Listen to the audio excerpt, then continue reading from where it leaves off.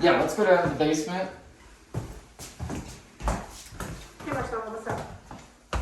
Some of the walls you'll notice when we go upstairs are plaster, but most of them are sheetrock. And so the plaster walls, you'll notice some cracking. That's normal. So with the drywall, do they just put drywall on top of plaster? Is that kind of what they? It's possible they did. I mean, I feel like that would be the most practical way. Just because when you've got plaster, it's so thick, Elizabeth, and you've got metal lath. Yeah. It's crazy. Like, you gotta remove all that stuff. So. Yeah. Okay, awesome. Thank you. All right, we're back. So right in here is your electrical closet. You got two panels. This is the main, and this is the sub panel.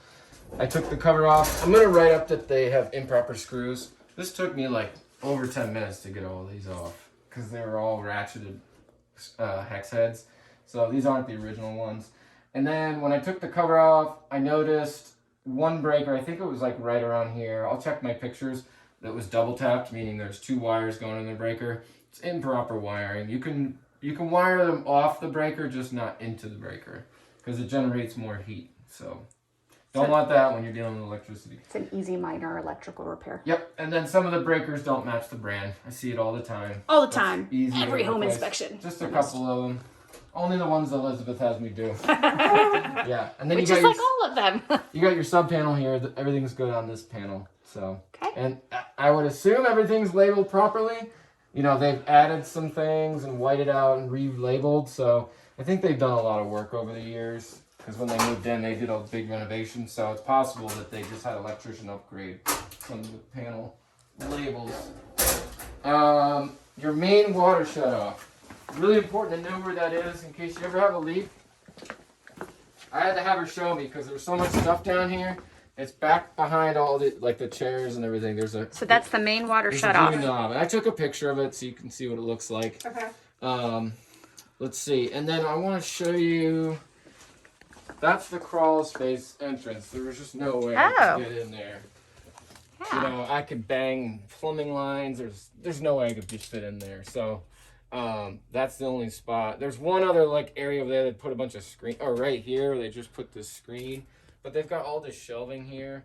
So, you know, if you ever wanted me to come check it out one day after you move in, you know, I'd be more than happy to just, you know, pop in there if you feel like it's, you know, doable.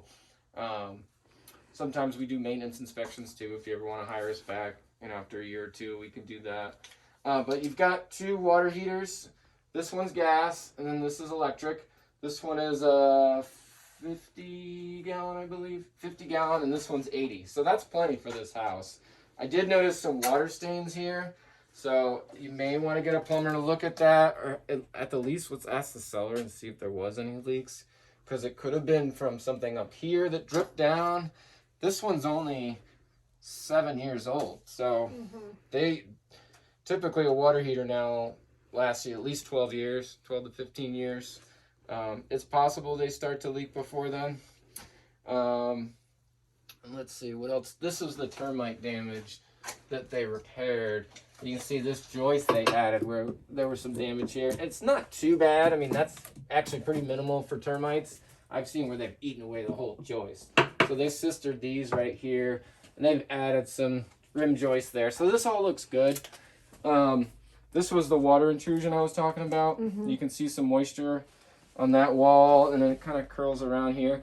They put this stuff called dry lock, which is a paint that kind of seals the wall, but you still want to fix it from the source. So if water's still coming in down those stairs, you know, I don't know how much water will actually come in here, but the walls are wicking moisture. So definitely something to keep an eye on, especially in the summertime. Yeah, the rest of the floor system looks pretty good. This is your gas furnace right here. I just noted in my report that the heat exchanger had some rust, and then they recommend adding a panel door here. They just put a bunch of tape for your filter. That's where you change the air filter. So really, this should just have a nice hinged metal door. So not really the best way to seal that up, because still you can get a lot of dust and dirt and stuff in there. So, oh yeah, This is called CSST. Elizabeth has seen this a lot. I know what that is. Has This it been grounded? No, it's not No! grounded. This is corrugated gas line. It has to be grounded with a 6-gauge copper wire. They just clamp it to this line and then run it out to the meter outside. And the meter's over here on this side, so that wouldn't be a long run for them to add that. And the reason you do that is because if you had a lightning storm, You don't want to explode. your electricity is bonded, so it's not going to explode your gas line. So, Safety thing. are the chances of it happening very high? No, it's very. But we don't want it to explode. Yeah. So, I think that was pretty much it. And I bet There's you that's nothing Todd. going on over there.